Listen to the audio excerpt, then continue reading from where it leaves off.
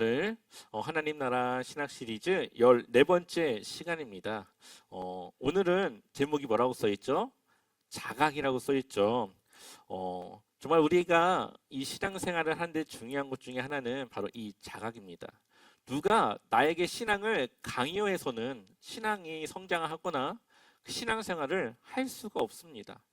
내 스스로 그것을 자각해야만, 내가 그것의 마음을 가져야만 하나님 앞에 정말 믿음으로 나아갈 수가 있는 것이죠. 오늘은 14번째로 하나님의 나라는 곧 하나님의 통치와 하나님의 나의 주가 되심에 대한 자각, 그 깨달음, 스스로의 그 결단을 놓고 우리가 함께 오늘 말씀을 나누기를 소망합니다. 어쩌면 이 말씀을 매주 나누고 있지만 어려울 수도 있고 이해가 안 될 수도 있고 그러한 상황이 있을 수 있겠지만, 그럼에도 불구하고 계속적으로 이렇게 하나님 나라에 대한 이야기를 나누는 것은 우리의 신앙생활이 단지 구원을 이루기 위한 목적을 넘어서서 이미 우리가 이루고 이미 받은 그 하나님 나라의 그 은혜와 그 축복을 우리의 신앙생활 속에, 우리의 삶 속에 누리길 소망하고, 그러한 하나님의 인도하심 가운데 우리가 정말로 하나님을 위한 삶을 살아가길 원하기 때문입니다. 특별히 오늘 이 자각이라고 하는 내용을 잘 보여주고 있는 하나님의 말씀이 있는데요, 바로 우리가 잘 알고 있는 탕자에 대한 그러한 내용입니다. 이 이야기의 핵심은 이 둘째 아들 이 탕자가 아버지의 재산을 가지고 허랑방탕하게 살아갔다라고 하는 그것에 있는 것이 아니라 현재 우리의 삶이 혹시 탕자와 같진 않은지, 우리의 삶을 돌아보며 우리의 삶이 누구에게로 가야 그것을 회복할 수 있는가를 우리에게 전해주고 있는 말씀이 바로 이 탕자에 대한 이야기입니다. 우리가 잘 알고 있다시피 이 탕자의 이야기 속 둘째 아들은 원래 아버지와 함께 살아가던 아들이었죠. 아버지는 풍족했고 풍족한 아버지와 함께 살아가는 이 아들 또한 부족함이 없는 풍족함을 누리며 살아가게 되었습니다. 누가 봐도 부족할 것이 없고 풍족한 그의 삶 속에 스스로 이 둘째 아들 탕자는 늘 한 가지 걸리는 것이 있었죠. 바로 이 아버지라고 하는 존재였습니다. 물론 아버지의 그 풍요로움이 자신의 풍요로움이 되었지만, 아버지라고 하는 존재가 자신의 자유를, 내가 하고 싶은 그 무언가를 제한하고 내가 무언가를 잘 하지 못한다라는 그런 마음을 가졌던 걸로 보입니다. 그래서 탕자는 아버지에게 아주 무례한 요구를 하기 시작하죠. 그는 아버지에게 유산을 미리 달라고 요구합니다. 우리 한번 누가복음 15장 12절 우리 함께 읽어보겠습니다. 그 둘째가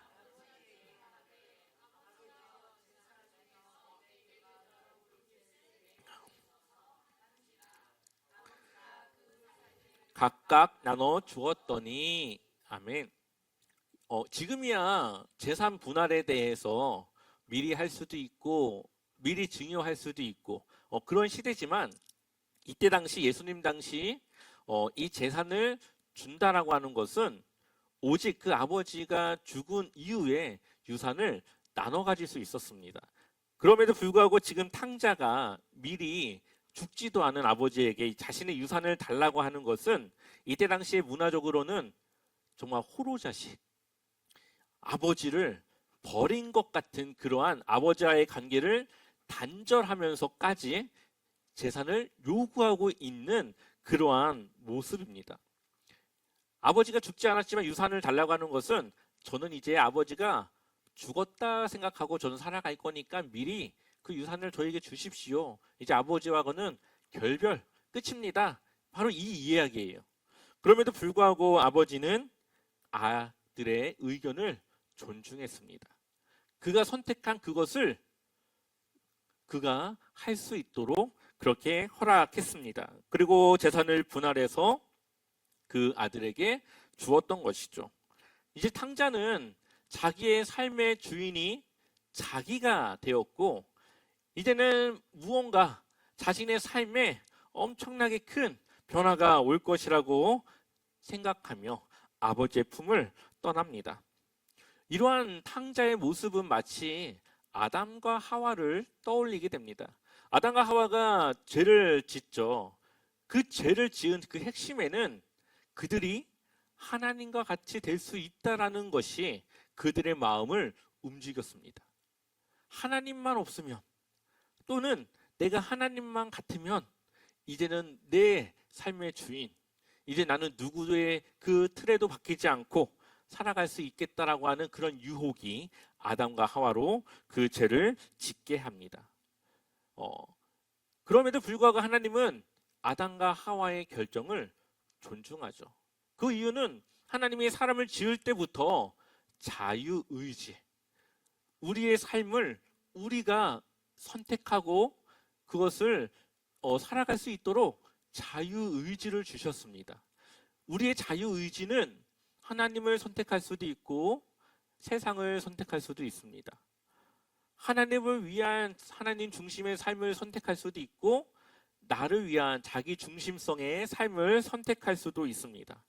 하나님이 하나님을 선택하지 않고 세상을 선택했다고 해서 막 벌을 주거나 인생에 막 혼란을 주거나 그러진 않습니다. 그러나 그 삶에 대한 결과는 그 선택을 한 우리에게 책임이 돌아오는 것이죠. 결국 아담과 하와는 하나님이 아니라 자신들의 우월함을 선택했고 하나님과의 관계가 끊어지게 되었습니다. 하나님과의 관계가 끊어진 것이 뭡니까? 죄죠. 하나님과의 관계가 끊어진 것이 바로 죄의 결과입니다. 지금 우리에게도 마찬가지입니다. 하나님은 끊임없이 우리에게 선택을 요구하고 계십니다. 하나님을 위한 삶을 살아갈 것인지 아니면 세상에 나를 위한 삶을 살아갈 것인지 그 선택을 우리에게 요구하십니다. 하나님은 우리가 하나님을 선택할 수 있는 메시지와 상황과 마음을 주시지만 그 마음을 깨닫고 하나님을 선택할 수도 있고 그것을 무시하고 세상을 선택할 수도 있는 겁니다. 그래서 교회를 그만둔다고 해서 어디 조직에서 막 나가듯이 손가락 하나 자르고 나가 뭐 이런 식으로 하나님이 대하지 않죠. 그냥 교회를 떠나면 그래, 그건 너의 자유의지, 너의 선택이기 때문에 하나님은 그냥 그렇게 내두십니다. 대신 결과는 스스로가 책임져야 되는 것이죠. 수많은 사람들이 이렇게 교회를 떠났고 신앙을 버렸습니다. 마치 하나님이 내 인생에 있는 것이 내가 마음껏 할 수 있는 무언가를 제한하고 있다고 생각을 했고 하나님의 그 말씀이 내 삶을 억압하고 있다라고 생각했기 때문에 하나님을 떠나고 등지고 세상을 바라보며 살아가고 있는 것이죠. 혹시 여러분들은 어떠십니까?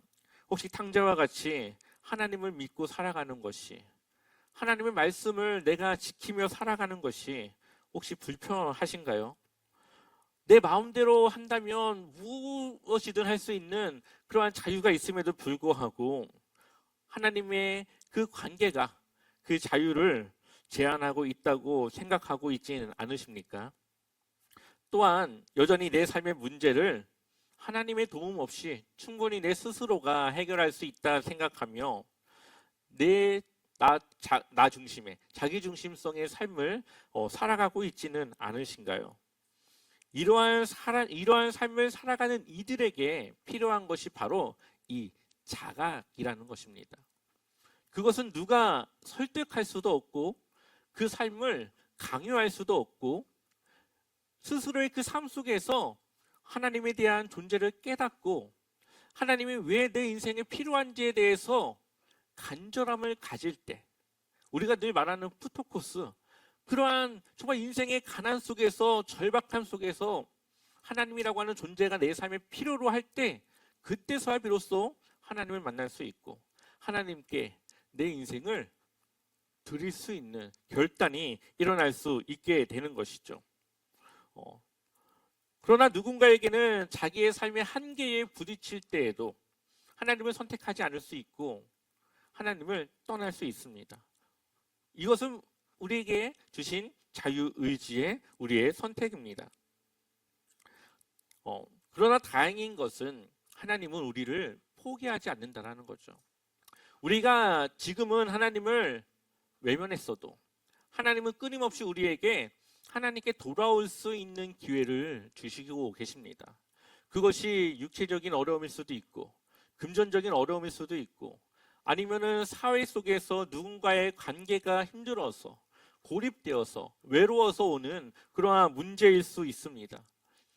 내 삶의 부족함 때문에 그것을 채워가는 데 있어서 한계를 느낄 때 그때 우리는 하나님이라는 존재를 만날 수 있게 되는 것이죠. 바로 그것이 이 둘째 아들이 아버지께로 돌아온 이유였습니다. 누가복음 15장 13절 말씀을 우리 읽어보겠습니다. 함께 읽겠습니다. 그 후 며칠이 안 되어 먼 나라에 가서 거기서 허랑방탕하여 그 재산을 낭비하더니 아멘. 아버지의 유산이 얼마나 많았겠습니까? 탕자는 그 많은 유산이 자신의 평생에 쓸 수 있다라고 생각했던 것 같습니다. 그래서 허랑방탕하게 세상의 향락과 유흥을 즐기며 그렇게 하루하루 살아갑니다. 그런데 어느 날 보니까 모든 것을 탕진했고 탕진하고 나니 자신이 누렸던 이 세상은 없어지고 이제는 냉혹한 현실이 그에게 닥쳐오게 됩니다. 누구도 자신을 도와주지 않고 누구도 자신의 어려움을 돌봐주지 않습니다. 굶주려서 먹을 것을 찾지만 누구도 그 배고픔을 채우지 않습니다. 그래서 이 둘째 아들은 유대인으로서 가장 비참한 일, 돼지를 치는 것. 돼지는 유대인들에게는 부정한 동물입니다. 그 부정한 동물과 함께 있다고 하는 것은 자신 또한 부정해진다라는 거죠. 그런데 먹고 살기 위해서는 그 부정한 동물을 칠 수밖에 없었고 부정한 삶을 살아갈 수밖에 없는 아주 정말로 비참한 인생을 그가 마주하게 됩니다. 심지어 그동안 돼지가 먹는 쥐염 열매를 같이 나눠 먹었는데 이제 그것조차도 먹을 수 없는 아주 절박한 상황, 아주 극도의 그 한계에 그가 부딪혔을 때 그가 떠올린 한 존재가 있습니다. 바로 아버지였죠. 이처럼 하나님을 떠난 삶은 생명의 근원이신 하나님과 단절된 상태입니다. 하나님의 도움이 끊겼기 때문에 이 세상에 기대어 살아가고자 하지만 이 세상은 아주 냉정하고 냉혹한 현실을 우리로 하여금 마주하게 하죠. 하나님을 떠났다고 하는 것은 마치 산소호흡기를 끼고 있던 것을 뗀 것과 같습니다. 잠깐은 내가 숨을 쉬는 것 같지만 그 숨이 언젠가는 멎어질 수밖에 없는 아주 짧은 순간에 그 생명을 유지하는 것밖에는 되지 않는 것이죠. 그렇게 생명의 한계, 삶의 한계를 느낄 때 이 프토코스의 절대적 가난의 상황에 빠졌을 때 바로 이 탕자가 그러한 상황을 마주했을 때 아버지를 떠오르게 됩니다. 탕자가 경험했던 이 냉혹한 현실과 이 한계에 부딪힌 삶을 우리가 쉽게 이해하자면 통증, 아픔이라고 볼 수가 있습니다. 이 통증이라고 하는 것은 우리가 경험하고 싶지 않은 것이죠. 아프지 않는 것이 우리가 가장 원하는 겁니다. 그런데 통증이 없다면 우리는 내 안에 있는 어떠한 문제를 발견할 수가 없습니다. 우리가 요즘은 별로 없지만 예전에 한센병, 이제 흔히 문둥병이라고 했던 그 병이 무서운 이유가 뭔지 아십니까? 아픔이 없습니다. 그거는 코가 썩어 문드러가도 이 통증을 느끼지 못합니다. 그러니까 자기는 아무 문제가 없다 생각하는데 남들이 볼 때는 코가 없고 손가락이 없고 아주 그러한 상황에 마주하게 되는 것이죠. 그러나 통증을 느낀다고 하는 것은 내 안에 문제가 있다는 것을 자각하는 것이고 그것을 해결하기 위한 뭔가의 이 의지를 가질 수 있다는 겁니다. 우리의 인생에 있어서 힘듦이라고 하는 것은 때로는 우리의 삶에 무언가가 부족하고 그것을 어떻게든 해결하기 위해서 어떠한 존재를 찾아가야 한다라고 하는 그러한 하나님의 신호이고 인도함일 수가 있습니다. 그러나 그러한 아픈 상황에 놓여졌어도 그것을 아픔으로 여기지 않고 그냥 그러려니 하고 살아가는 이들에게는 그것이 결국은 더 커지고 커져서 손을 댈 수 없는 그러한 상태가 될 수밖에 없는 것이죠. 탕자는 이 고통과 통증 앞에 자신의 삶을 멈추고 다시 아버지께로 돌아가기로 결심합니다. 우리 누가복음 15장 17절 말씀 같이 읽어보겠습니다. 그제서야 그는 제정신이 들어서 이렇게 말하였다. 내 아버지의 그 많은 품꾼들에게는 먹을 것이 남아도는데 나는 여기서 굶어 죽는구나. 아멘. 지금 탕자가 무엇을 했습니까? 자각을 했습니다. 자신이 이제는 먹고 살 길이 막막해지자 풍요로운 그 유산을 가진 풍요로운 삶을 살아가는 아버지, 그 밑에서 종들조차도 지금의 자신보다 더 나은 삶을 살아가고 있다라고 하는 그 현실을 그가 깨닫고 아버지를 찾기 시작합니다. 그리고 그가 아버지께로 돌아가게 되죠. 탕자의 삶을 보면 뭐 그렇게 잘 살았다고는 할 수는 없겠죠. 그러나 탕자가 잘한 것이 한 가지가 있다면 아버지를 기억했다는 겁니다. 그리고 아버지 앞에 용서를 빌고 돌아가기로 결심했다는 거죠. 탕자가 얼마나 부끄러웠겠습니까? 아버지께로 돌아가는 것이 탕자로서는 얼마나 이게 비참하겠습니까? 그러나 탕자는 그것을 결심할 용기와 아버지를 향한 믿음을 가지고 있었다는 겁니다. 그리고 그가 아버지께로 돌아가기로 결단하며 스스로 생각하고 말합니다. 누가복음 15장 18절 19절 같이 읽어보겠습니다. 내가 일어나 아버지께 돌아가서 이렇게 말씀드려야 하겠다.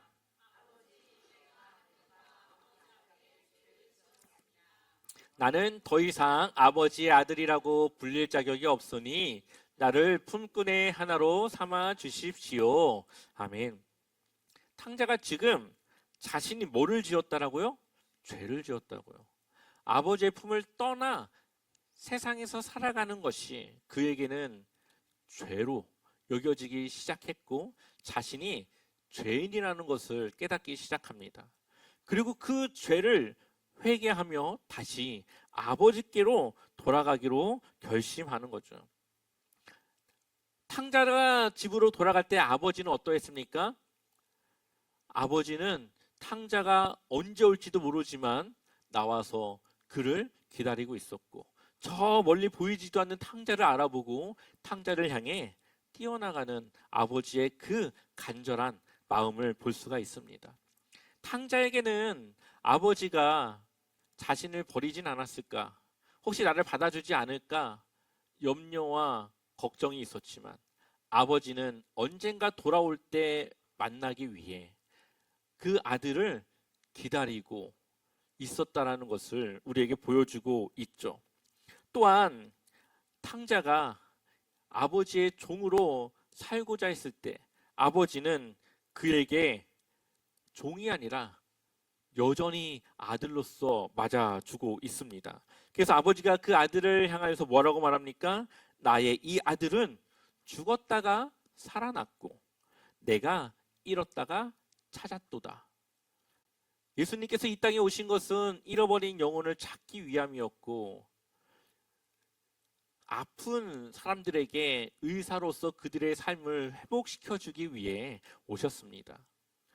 마치 탕자가 자신의 삶을 잃어버려 어려운 상황에 처했을 때 아버지에게 돌아가 그가 여전히 아버지의 아들로서 그 삶이 이어졌던 것처럼 하나님은 잃어버린 한 영혼을 찾기 위하여서 기다리고 있고 지금도 우리에게 요청하고 있다라는 거죠. 바로 이렇게 아버지께로 돌아가서 아버지의 그 관계가 회복되고 그 삶이 회복되어지는 것, 이것이 바로 우리가 그동안 이야기했던 현재적 구원, 우리가 이 세상에서 누리며 살아갈 수 있는 하나님의 은혜, 구원을 누리며 살아갈 수 있는 하나님 나라에서의 그 다스림 속에 살아가는 그 삶이라는 것을 우리는 알 수가 있습니다. 이전에 어려웠던 삶이 치유되고 회복되어져서 여전히 내 삶은 똑같은 상황에 있지만 내 마음과 생각은 그것에 늘 바라보는 시각이 달라지고 마음이 달라지게 됩니다.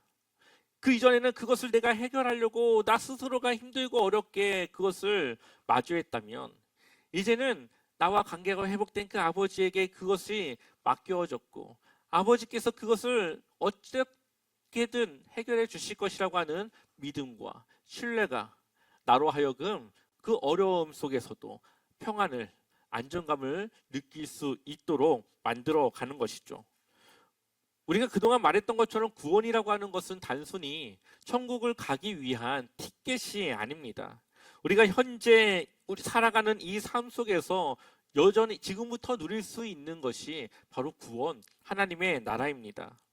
많은 그리스도인들이 구원과 천국을 죽음 이후에만 누릴 수 있는 것으로 생각하며 신앙생활을 하고 있습니다.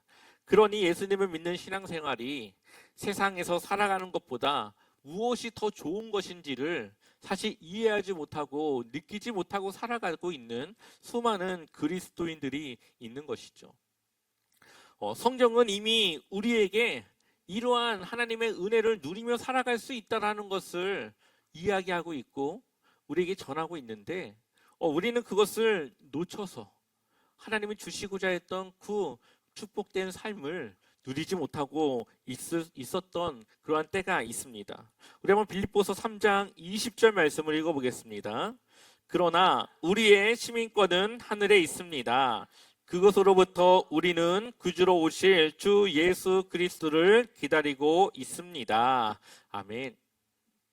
네, 우리의 시민권은 어디에 있습니까? 하늘에 있죠. 근데 예수님은 다시 어디로 오십니까? 우리에게로 오신다라고 말하고 있습니다. 우리는 바로 그 예수 그리스도를 기다리며 우리의 신앙생활을 하고 있는 것이죠. 자, 21절도 읽어보겠습니다. 그분은 만물을 복종시킬 수 있는 권능으로 우리의 비천한 몸을 변화시키셔서 자기의 영광스러운 몸과 같은 모습이 되게 하실 것입니다. 아멘. 우리의 이 비천한 몸을 어떻게 해요? 영광스러운 예수님과 같은 그러한 몸으로 변화시켜 주실 것이라고 말씀하고 있죠. 또한 로마서 8장 11절 말씀을 우리 읽어보겠습니다. 예수를 죽은 자 가운데서 살리신 이의 영이 너희 안에 거하시면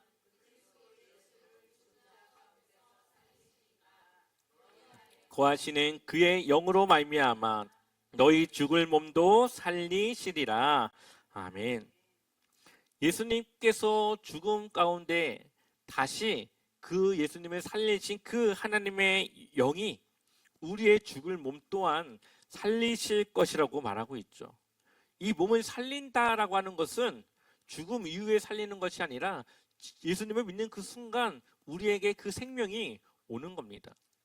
그리고 우리는 그 생명을 통해 우리는 정말 살아있는 하나님 안에 영생을 누리는 그러한 삶을 시작할 수 있는 것이죠.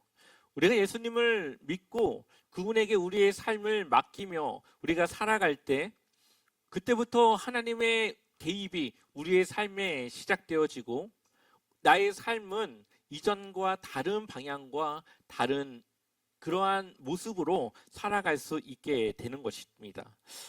이러한 것을 깨닫지 못하면 부자 청년이었고 부자 관원이었던 그 사람과 같이 영생에 대한 관심은 있지만 그것을 결단하지 못하게 됩니다. 그러나 그것을 깨닫고 받아들이는 그 마음을 가지게 되면 이전에는 삶이 세상을 향한 목적을 가지고 있었지만 이제는 삭개오와 같이 하나님이 내 삶의 가장 귀한 것임을 알고 그 외에는 모두 하나님 앞에 드릴 수 있는 그 마음을 가지게 될 수 있는 것이죠. 복음이라고 하는 것은 삶의 통증 속에서 우리 스스로 자각해야 되는 것입니다. 그리고 그것을 받아들일 때 그것은 나에게 복음이 되어지는 거죠. 내가 정말로 내 삶 속에 하나님의 그 구원이 필요하다 느낄 때, 그럴 때 이 성경의 말씀은 나에게 복음으로 들려지게 되는 겁니다. 그러나 여전히 그러한 간절함과 필요를 느끼지 못할 때는 이러한 이야기들이 그다지 복음으로 들리지 않게 될 것입니다. 자신의 깨어짐을 자각하고 하나님께 돌아왔을 때 하나님의 그 통치를 받으며 하나님이 함께 동행하며 살아갈 때 그 삶은 회복되어지고 이전의 모든 염려는 이제 나의 염려가 아닌 하나님 앞에 맡겨지는 결과가 되게 되는 것입니다. 그렇기 때문에 우리의 삶이 평안할 수 있고 기쁨을 누릴 수가 있는 것이죠. 베드로전서 1장 8절 말씀 우리 같이 읽어보겠습니다. 여러분은 그리스도를 본 일이 없으면서도 사랑하며 지금 그를 보지 못하면서도 믿으며 말로 다 표현할 수 없는 즐거움과 영광을 누리면서 기뻐하고 있습니다. 아멘.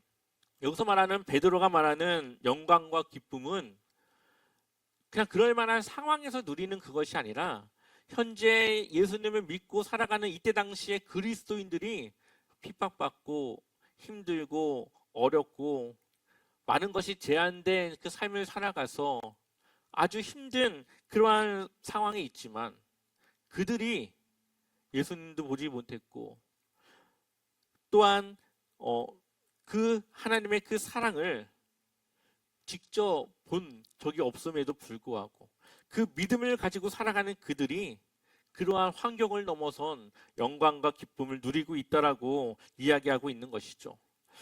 고난 앞에서 달라진 나의 모습, 남이 나를 천대하더라도 그것을 악으로 갚지 않으려고 하는 나의 달라진 마음. 이전의 나라면은 정말로 한 대 쳤을지도 모르겠지만 이제는 그것을 참고 하나님을 바라볼 수 있는 그런 변화된 나의 모습. 이 모든 것이 바로 구원의 증거이고 성령의 능력이며 내 삶이 치유되고 변화되어져 가고 있다는 것을 보여주고 있는 겁니다. 우리는 이제 이 세상의 수고하고 무거운 짐을 내가 지는 것이 아니라 하나님과 함께 하나님께 그것을 맡길 수가 있습니다. 그래서 마태복음 11장 29절에 나는 마음이 온유하고 겸손하니 나의 멍에를 메고 내게 배우라. 그러면 너희 마음이 쉼을 얻으리니 30절에 이는 내 멍에는 어때요? 쉽고 내 짐은 가벼움이라 하시니라. 아멘. 우리가 하나님의 그 주님의 멍에를 내가 지는 것이 아니라 같이 예수님과 함께 그것을 같이 메고 진리를 배우며 하나님의 말씀을 배우며 하나님의 그 다스리심 가운데 우리가 살아갈 때 수고하고 무거운 짐은 다 이제는 내가 내려놓고 하나님께 맡기고 나는 쉼을 얻을 수 있는 그 은혜를 누릴 수 있다는 것을 우리에게 보여주고 있죠. 자,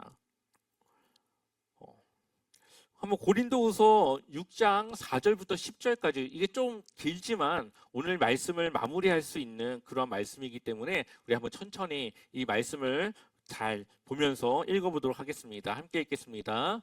오직 모든 일에 하나님의 일꾼으로 자천하여 많이 견디는 것과 환난과 궁핍과 고난과 매 맞음과 갇힘과 5절부터 다시 읽을게요. 시작. 매 맞음과 갇힘과 난동과 수고로움과 자지 못함과 먹지 못한 가운데서도 깨끗함과 지식과 오래 참음과 자비함과 성령의 감화와 거짓 없는 사랑과 진리의 말씀과 하나님의 능력으로 의의 무기를 좌우에 가지고 영광과 욕됨으로 그러했으며 악한 이름과 아름다운 이름으로 그러했느니라. 우리는 속이는 자 같으나 참되고 무명한 자 같으나 유명한 자요 죽은 자 같으나 보라 우리가 살아있고 징계를 받은 자 같으나 죽임을 당하지 아니하고 근심하는 자 같으나 항상 기뻐하고 가난한 자 같으나 많은 사람을 부요하게 하고 아무것도 없는 자 같으나 모든 것을 가진 자로다. 아멘. 우리는 가진 것이 없고 우리의 삶은 힘들고 고난 속에 있는 것 같지만 모든 것을 가지시고 우리의 모든 것을 회복시키시고 우리에게 영원한 생명을 주실 수 있는 하나님이 나에게 있기 때문에 우리는 무명한 자 같으나 유명하고 비천하고 고난을 받는 것 같으나 그렇지 아니하고, 또한 사람들이 볼 때는 아주 누군가의 징계를 받아서 힘든 그 어려움 속에 있는 것 같으나 도리어 우리는 구원받은 생명을 얻은 그러한 사람이라는 것을 바울은 지금 고백하고 있습니다. 여러분들의 삶이 비록 힘들고 어려울 수 있겠지만 그것이 여러분의 삶을 대변해 주는 것이 아니라 그것 뒤에 하나님께서 우리와 함께 하시며 정말 그 하나님이 나와 함께 하심을 믿을 때에 우리의 삶이 두렵지 않고 그 삶을 이겨낼 수 있겠다라고 하는 소망과 희망이 우리 안에 생겨날 수 있는 것이죠. 우리가 성경 안에 보았던 탕자의 이야기는 먼 옛날의 이야기가 아니라 지금 우리에게 주시는 하나님의 메시지입니다.